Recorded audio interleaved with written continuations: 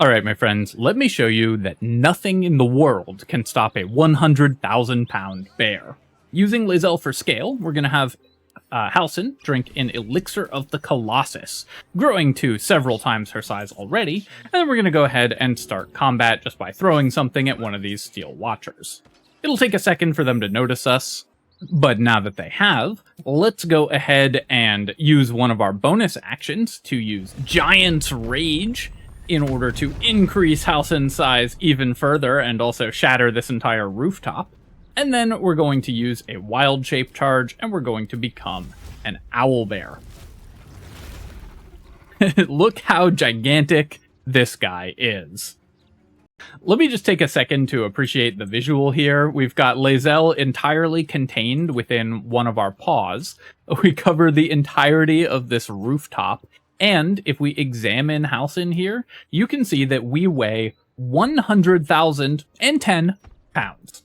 Let's put that to good use when we use Crushing Flight. This is not very high up, you can get a lot higher, and we're going to drop down on the Steel Watcher, doing 1,388 damage to it in a single blow. Now, that was so satisfying, I just want to do it again, so let's jump on some Flaming Fists this time. And we'll take a look at the damage here. Oh, is that a casual 3,683 damage in one bonus action? I think so. Let's get to the build. Hello, my friends, and welcome back to another Baldur's Gate 3 character building guide. Hope you're all doing well. Today, we're helping Halsin achieve his dream of becoming the world's biggest bear. We will be so massive that the earth itself will tremble at our footfalls, or paw falls, I suppose, and we will be able to literally crush our enemies to death underneath our massive bulk. In addition to one of the game's best one-shot kill combos, where we squash our enemies just by jumping on them, this character also brings excellent sustained damage across longer fights and has great spellcasting, but mostly we just get to be enormous, which we can all agree is a worthy goal in and of itself. Before I begin, I do want to take a quick moment to say thank you so much to Wanda Husbando for the £5 donation, Josh Hobbs for the $5, Grey Guru for the $5, and Grey Fox and Matthew Day for becoming channel members. Thank you so much, my friends. I really appreciate the support. It really means so much to me. Alright, let's get massive. We're using Halsin as the example character here because, I mean, come on, the build is perfect for him. It's the build he was born for. Though, I've mentioned in the past that on YouTube, Druid builds with Jaheira tend to do better in terms of views than Druid builds with Halsin, so I think this build is so perfect for him, I'm willing to sacrifice my metrics for it. So, Halsin lovers, now's your chance to give the big guy a boost. If you're building this as a custom character, Wood Elf is actually the perfect race to pick. The bonus to movement speed persists while you're wild-shaped, and this character is going to be a melee wild-shaping combatant when we're not one-shotting enemies, so having the extra movement speed will enable that much more easily. Other great picks include any other race with bonuses that persist while you're wild-shaped. Gnome and Halfling both get excellent racial bonuses, and both of them work in wild shape, so those would be my two picks as well, but Wood Elf or Half Wood Elf are ideal for this build because movement speed is more important than pretty much anything else. At first level, although this is going to be primarily a wild-shaping combatant, we're actually not starting with Druid, and instead are going to be taking at level 1, Barbarian. This gets us more hit points to start with, which is very relevant when we're in humanoid form, and also Constitution saving throw proficiency, which will let us maintain concentration on spells. There's a couple spells that we get that are going to be very good to concentrate on, so in any fight where we're not using our Barbarian Rage, having Constitution save proficiency means we'll be able to maintain those much more easily, and that gives us a lot more optionality in combat, both in humanoid form and in wild shape form. So starting with Barbarian just gives us a lot more options and lets us build the character in a less one-dimensional way, so it can be much more powerful as we're actually playing the game. We also get both Rage and Unarmored Defense, and both of these bonuses do persist during Wild Shape. Unarmored Defense will increase the armor class of a couple of our Wild Shape forms because they have high enough constitution to overcome their normal natural armor, and so you'll end up with usually just 1 or 2 extra AC points depending on the form that you're taking. And rage benefits do persist while you are wild-shaped, giving you additional damage, and the damage resistances, which can make the extra hit points from wild shaping go much, much further. So it's a very powerful tool. You do have to rage before wild shaping, since you don't have the option to afterwards, but in a lot of fights, that's going to be a great first turn and will make you much more powerful for later turns of that combat. For our ability score selection, we're going to be taking a pretty unusual attribute split because we want to maximize our wild shape forms. That means that we're going to get all of our strength by wild shaping, so we can safely drop that. And we only technically need to put points into our mental attributes, but the only one that's actually important to us is wisdom, so we can use some spells in the early game. So we're going to leave intelligence and charisma low as well. Initiative, on the other hand, is just as important for this character as for any other character, even more important because we can one-shot enemies on the first turn of combat. So we're going to take a lot of dexterity so that we can win initiative and have higher AC and everything while we're in humanoid form. We're also going to take 15 Constitution because we're going to take Tavern Brawler, which will give us 1 extra point of Constitution, and also because the Owlbear form that we're going to be using as our primary combat form has 17 Constitution. Taking Tavern Brawler and putting the point in Con will bump that up to 18, making our Owlbear actually have more hit points because the +1 bonus from Tavern Brawler persists into Wild Shape form.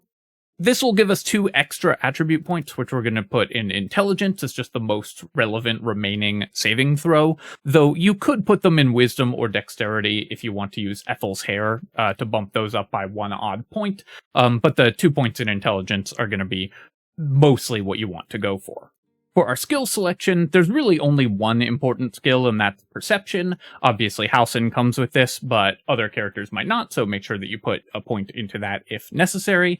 We're a Wisdom-based character, so you always want Perception just to navigate the world more easily. Other than that, there's no relevant skills for us, so you can put them pretty much anywhere you want, just for flavor. That's all the decisions we have to make at level 1. Let's move on to level 2. At character level 2, we're immediately leaving Barbarian and starting to take levels in Druid. This is going to give us a bunch more combat potential. Obviously, at level 1, you're just going to be using a bow with your high dexterity, or you can respec to this build later on if you want. But now that we're a Druid, we're going to be able to actually kill things, since we get to take as our cantrips Shillelagh, which will give us the ability to attack with our Wisdom, and that will, combined with our Barbarian Rage, actually make us a very potent combatant in the early game. A Torch with Shillelagh does a d4 of fire damage plus a d8 plus our Wisdom modifier, and then you can add 2 points of damage to that with Barbarian Rage. Suddenly you have an extremely powerful character. Since Shillelagh is not concentration, you can use it even while raging, though you obviously have to cast it before you start raging, so it lets you really beat stuff up with a stick in the early game. We'll also grab Guidance, since obviously that's an incredibly important spell for every party to have, and anytime you're not in wild shape or running around or are out of combat, then Guidance is extremely useful. For our prepared spells, we're going to take normal Druid prepared spells, but one that we definitely want to have is Enhance Leap. This character, of course, is going to be using the Owlbear Jump.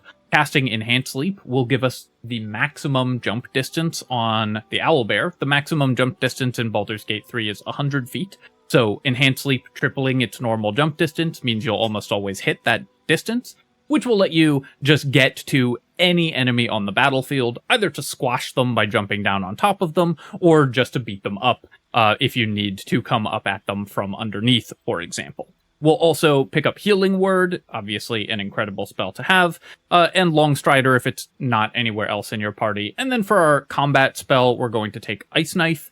Ice Knife creates an ice surface, so it can be extremely useful as crowd control, as well as doing decent damage, though mostly in the early game, we're just going to be bonking things with a stick. At character level 3, we're going to take our second level of Druid, and we're going to do something that might surprise you a little bit here. Although we're going to be a wild-shaping Druid who fights mostly in wild shape, we're actually not taking the wild-shaping subclass, Circle of the Moon. The reason for this is that the Circle of the Moon wild shape is a bonus action, and it replaces your normal wild shape, so you can no longer wild shape as an action. Both Barbarian Rage and the Owlbear's Jump are bonus actions. So we don't want to have to wild shape as a bonus action. Our bonus action is actually more valuable than our action. So instead of taking Circle of the Moon, we're going to take Circle of the Land. This also gives us a bunch of spell access, and there's a couple of spells that are pretty important for us, that will give us other methods of play and entirely different ways to approach encounters as well. So Circle of the Land Druid not only avoids the issue with the redundant action types, because our wild shape will still be an action, it also will allow us to use these spells in order to win the encounters in which they're good.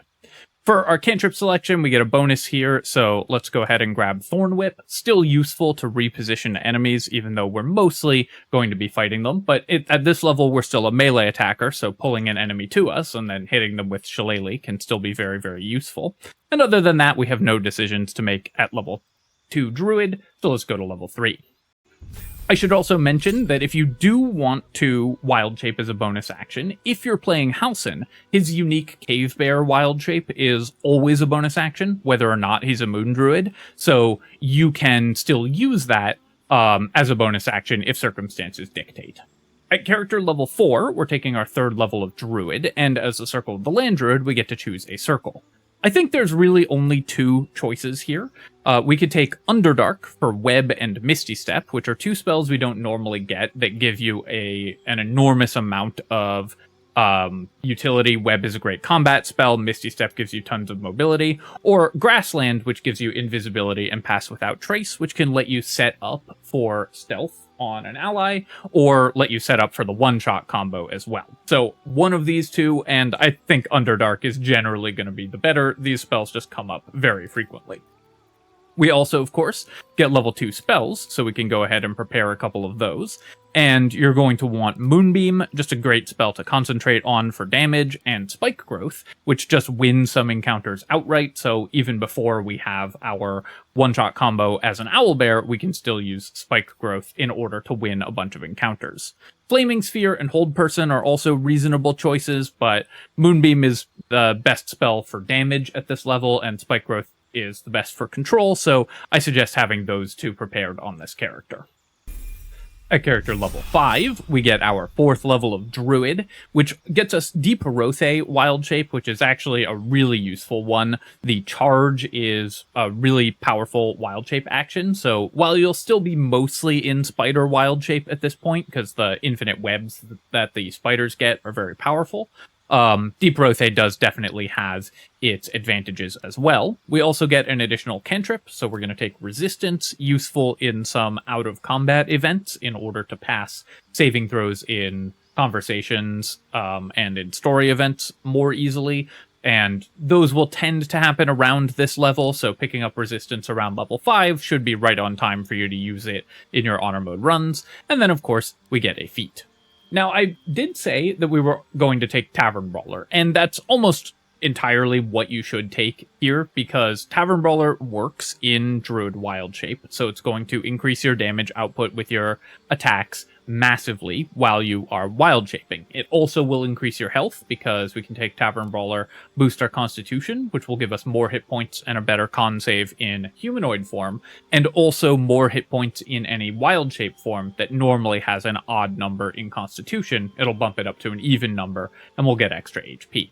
However, there is one alternative. If you know you're using this character and are just never going to attack because you're only setting up for the from the top rope one-shot combo, then you can take Alert instead, since Tavern Brawler doesn't matter to that combo, since it's all based on falling damage. So if you want to just go all in on this character's gimmick, then you can pick up Alert. But Tavern Brawler just makes you a pretty dangerous combatant all the time, so is going to be more useful in actual play most of the time. Obviously, Alert is never a bad feat anyways, but the amount of damage that you get from Tavern Brawler, because it applies in Druid Wild shape, is immense. At 6th level, we get to take our 5th level of Druid, which is, of course, a massive power spike. Every character gets a huge power spike when they get 3rd level spells, which are typically some of the best in the game. And for Land Druids, that's even more true, because we get some of the best 3rd level spells from other classes as well, so we get our power spike, as well as other classes' power spikes to go along with them. For our circle, there's really only one choice here, I think. We're going to take Arctic. Arctic gets you Sleet Storm as an always prepared spell. It's a spell you already know, but it's one you would always have prepared, so it lets you prepare a different spell. Basically a free prepared spell slot all day. But more importantly, it gives you Haste. Not normally available to Druids, but excellent for this character for a ton of reasons. Haste opens up a lot of play patterns for us. We can cast Haste on ourselves, Wild Shape, and then as a bonus action, use Crushing Flight as an owlbear in order to have a hasted, angry owlbear jumping at enemies on the first turn of combat.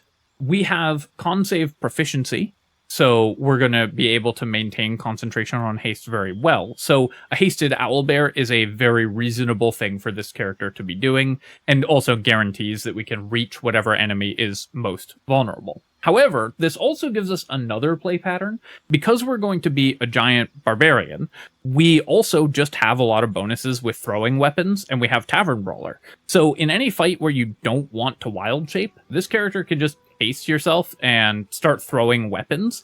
Obviously, you can't both haste and rage at the same time, so you're not going to use your giant barbarian rage for extra throwing damage, but you're probably carrying a throwing weapon, and a hasted character with Tavern Brawler just throwing a weapon with any of the powerful throwing weapons available in the game is one of the most dangerous characters out there. So that's definitely something that you're going to want to do in any encounter where you need a ranged weapon, or where you're out of rage charges, or have other reasons that you don't want to rage and start smacking things as a bear.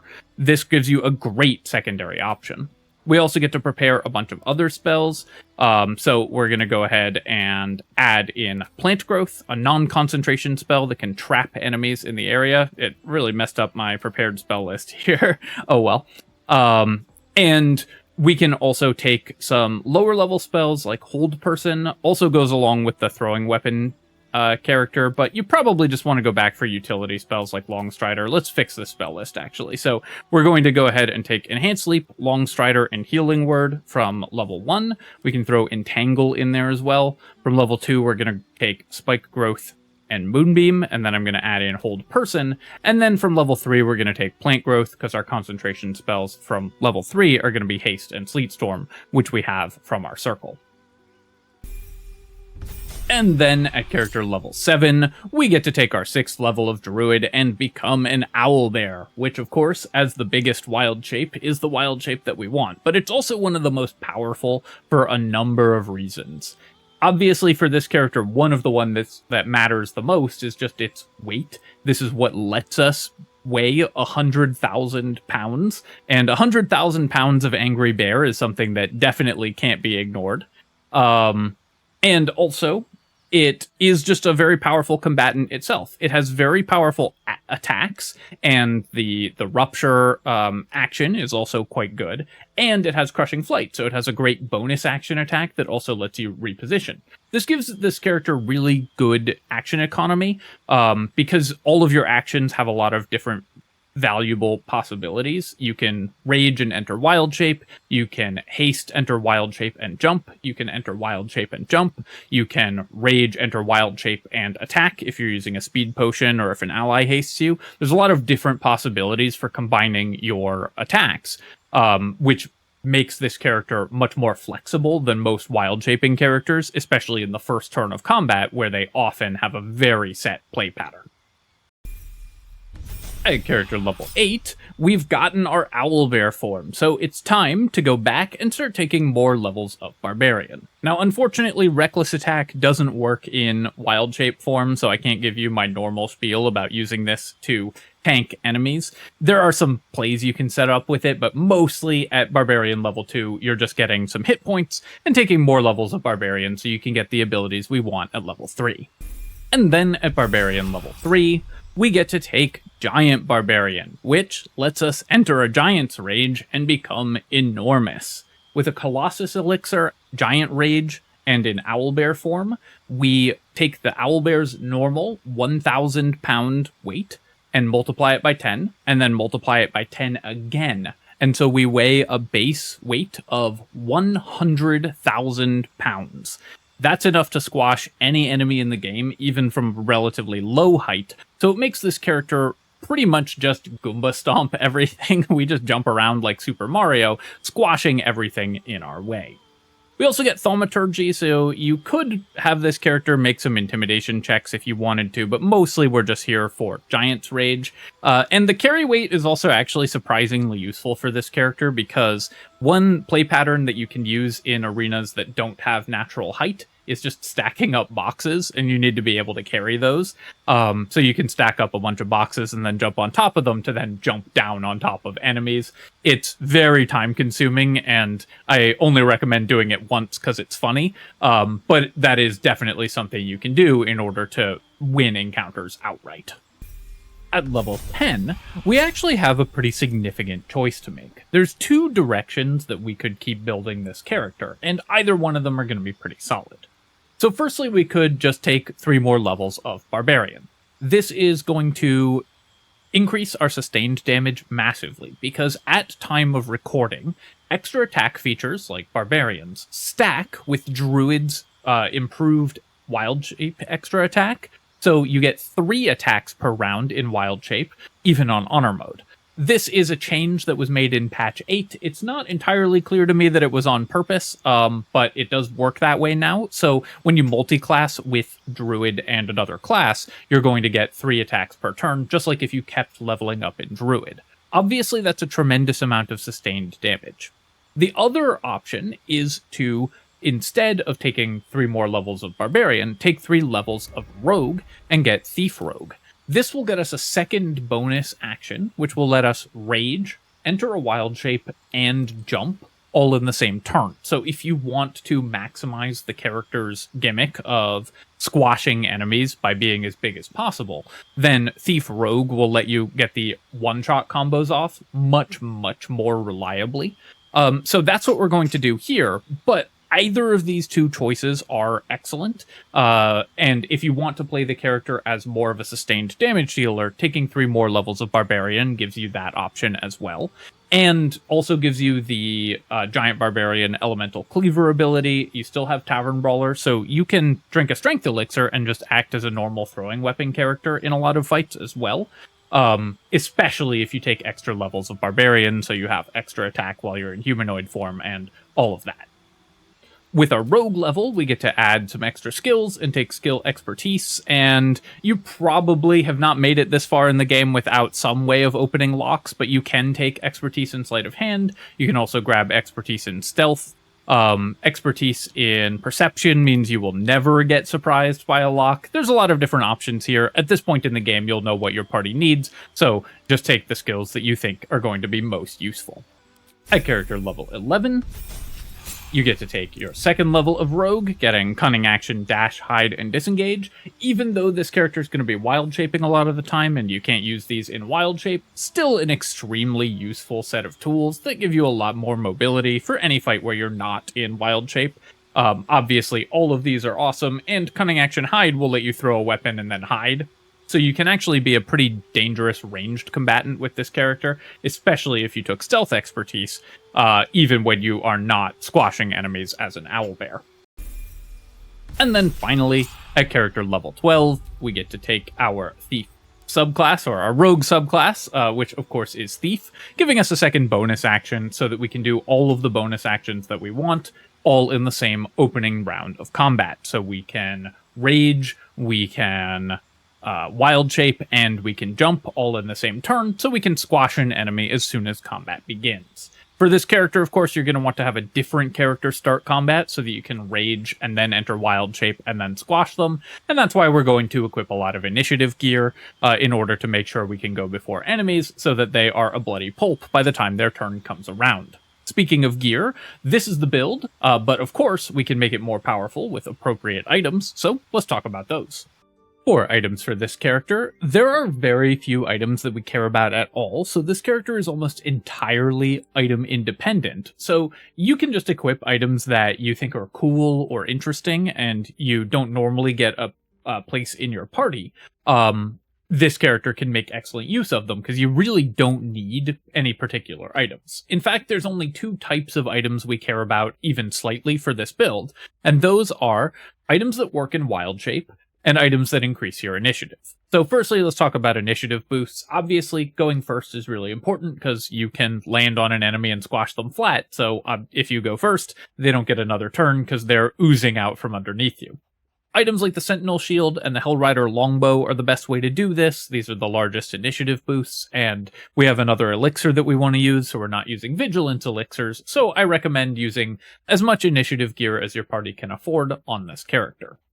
We can also use the Gloves of Dexterity. That would let you reduce your dexterity here and put more points into other into other mental attributes. You could maybe put points in charisma and be the party face if you wanted to do that, and that'll give you additional initiative as well.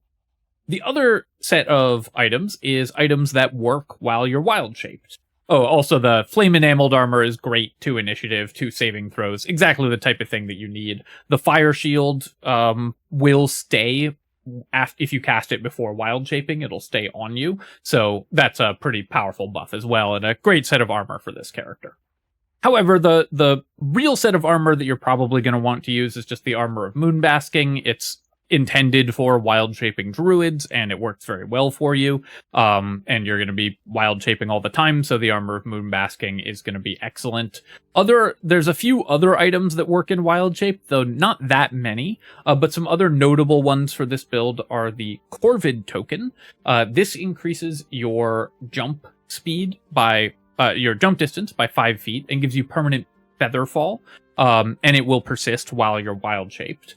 And permanent feather fall means that you won't take damage when you jump off a high area, which we're going to be doing a lot in order to one-shot enemies. So the Corvid token gives you a lot of extra ability to use your abilities without dying. And another really notable one is the Martial Exertion Gloves. These you can't activate while you're wild shaped, but if you activate them before wild shaping, the extra attack does persist into the wild shape action. So you can get one extra attack by using the Martial Exertion Gloves, then wild shaping, and then you still have that bonus attack. Very powerful, obviously, because your attacks hit really hard with Tavern Brawler. So this is another set of items that you can use very well. Rounding that out, you can just use any defensive item. Things like the Ring of Protection can keep you alive. We can be a little squishy in our humanoid form, although once you've got your gear equipped, you're going to have reasonable AC. But you can boost it a little higher with items like the Ring of Protection, and then, of course, the all-important Elixir of the Colossus in order to increase your size. This lasts all day, increases your weapon damage, which does matter for this character if you are throwing weapons, though you won't have the strength to do that, most likely, unless you're using the Gloves of Strength. But mostly this is just to increase your weight when you're jumping as an owlbear, and Elixirs of Strength can let you use the fact that you're a Tavern Brawler character with giant Barbarian levels just to throw weapons, and that's an incredibly broken strategy in this game as well, so you have options to do that also. But mostly the thing with this character and items is that it's just your playground. Feel free to use whatever items you think are interesting, because this character can use anything. There's not any items that we particularly need, so this lets you use the items that you've always wanted to try but haven't found a build for. Alright, my friends, I hope you've enjoyed this look at the gigantic bear squashing all of our enemies. And of course, I hope that it helps you get a couple wins, or at least one-shot some encounters in Honor Mode if you want to take a spin with it. As always, of course, if you have enjoyed the video, feel free to leave a comment and hit like. Helps me out with the algorithm, so I appreciate you taking the time to do that. And of course, you can subscribe to my channel for more Baldur's Gate 3 build guides and other strategy game analysis. Cheers, folks. I'll catch you next time.